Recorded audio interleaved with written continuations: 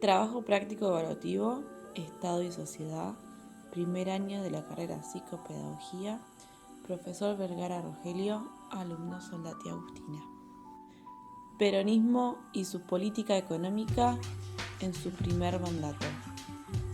En el año 1943 asumió el gobierno militar encabezado por los generales Pedro Pablo Rodríguez y Delmiro Farrell, ambos militares y dictadores argentinos, del cual el coronel Juan Domingo Perón participó activamente del golpe militar que derrocó al gobierno de Ramón Castillo.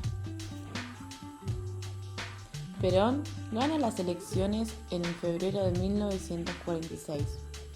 Una vez completado su periodo de 6 años, fue reelecto en 1951 para ser derrocado por un golpe militar en septiembre de 1955. Años después, Perón fue elegido presidente en el año 1973, pero solamente su mandato duró 9 meses, ya que en 1974 Perón fallece. La revolución del 43 fue encabezada por el general Rawson, quien renunció y fue reemplazado por Pedro Pablo Ramírez. Los militares en el gobierno coincidían en la necesidad de acallar la agitación política y la propuesta social. Proscribieron a los comunistas, persiguieron a los sindicatos e intervinieron a la Confederación General del Trabajo. Disolvieron Acción Argentina y partidos políticos y establecieron la obligatoriedad de la enseñanza religiosa en las escuelas públicas. En el año 1944, Ramírez decide romper relaciones con el Eje. Este fue desplazado.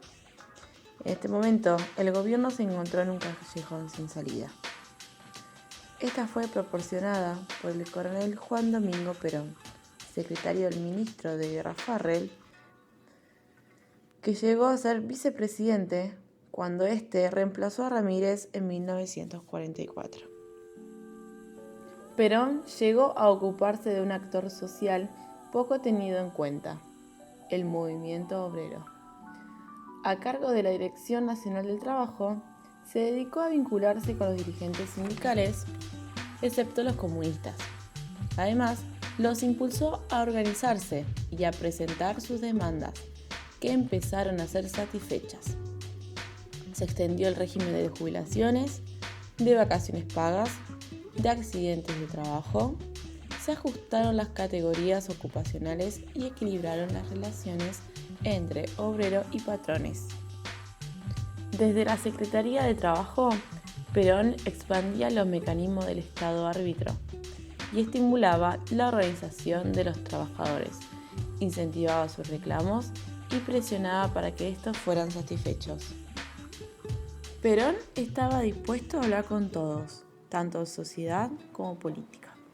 A sus colegas militares les señalaba el peligro que entraba la posguerra, la necesidad de un Estado fuerte que intervenga en la sociedad y en la economía. En el Consejo Nacional de Posguerra insistió en la importancia de profundizar las políticas de seguridad social, ocupación y la protección del trabajo, mientras que a los empresarios les señaló la amenaza que entraban las masas obreras desorganizadas y el peligro del comunismo. La industrialización avanzó durante la guerra. Exportar a los países vecinos para sustituir importaciones que eran escasas por las dificultades del comercio y también por el boicot de Estados Unidos. La ocupación industrial creció y la masa trabajadora sumó migrantes rurales que eran expulsados por la crisis agrícola. El ejército, presionado por la opinión pública, forzó su renuncia el 8 de octubre. Una multitud se concentró en la Plaza de Mayo reclamando por la libertad de Perón y su restitución a su cargo. El coronel habló a la multitud y volvió al centro del poder como candidato a presidente.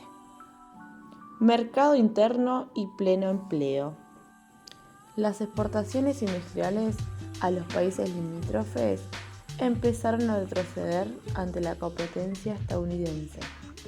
Estas fueron obstaculizadas por Estados Unidos restringiendo los transportes o vendiendo a precios subsidiados.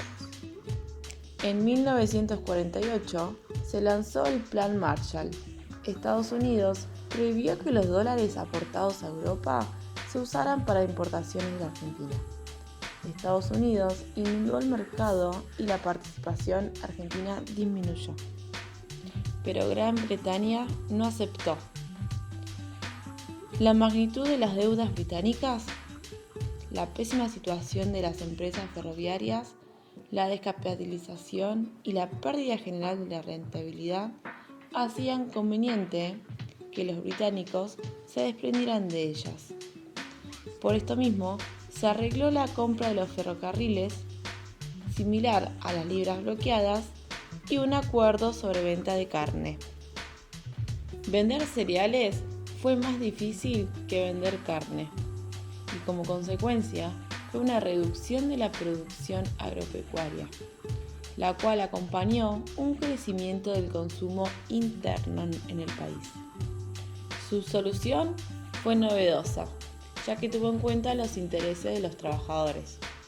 La inspiración de los militares se dibuja en el primer plan quinquenal, que debía servir para planificar la economía del país. La política del Estado apuntó a la defensa del sector industrial y a su expansión, dentro de las pautas vigentes de protección y facilidad. Este recibió créditos del Banco Industrial, protección aduanera para eliminar competidores externos y divisas para equiparse. Las políticas de redistribución de ingresos hacia los sectores trabajadores contribuían a la expansión sostenida del consumo. La alta ocupación y los salarios en alza trajeron una expansión de la demanda y una inflación que empezó a elevarse. Pero a la vez, estas ganancias eran muy importantes para los empresarios. Perón había optado por el mercado interno y por la defensa del pleno empleo. Este pudo financiarse por la existencia de una abundante reserva de divisas, acumulada años de guerra. El IAPI monopolizó el comercio exterior y transfirió al sector industrial y urbano ingresos provenientes del campo. La política peronista se caracterizó por un fuerte impulso a la participación del Estado en la dirección y regulación de la economía. También hubo una generalizada nacionalización de las inversiones extranjeras, de empresas controladas por capital británico, que se hallaba en pleno proceso de repatriación. A los ferrocarriles se sumaron los teléfonos, la empresa de gas y algunas compañías de electricidad, sin afectar, obviamente, a la Compañía Argentina de Electricidad. Se dio fuerte impulso a gas del Estado, construyendo el gasoducto desde Comodoro Rivadavia a la flota mercante. El Estado avanzó en actividades industriales, pero la reforma más importante fue la nacionalización del Banco Central, que desde él se manejaba la política monetaria, la crediticia y también el comercio exterior. Todos los depósitos de todos los bancos fueron nacionalizados y al Banco Central se le asignó el control del IAPI. Esto tenía raíces políticas más importantes que las económicas. Estaba el terror a las posibles consecuencias sociales del desempleo. Pero la justicia social sirvió para el sostenimiento del mercado interno. Entre 1946 y 1949 se extendieron las medidas sociales lanzadas antes de 1945, garantizadas por la ley. Los salarios aumentaron, se agregaron las vacaciones pagas, licencias por enfermedad o los sistemas sociales de medicina y de turismo. Además de esto, el Estado benefactor contribuyó a la elevación del nivel de vida, congelamiento de los alquileres, establecimiento de salarios mínimos y desprecios máximos, mejora de la salud pública, planes de vivienda, construcción de escuelas y colegios, organización del sistema jubilatorio y todo lo relativo al campo de la seguridad social.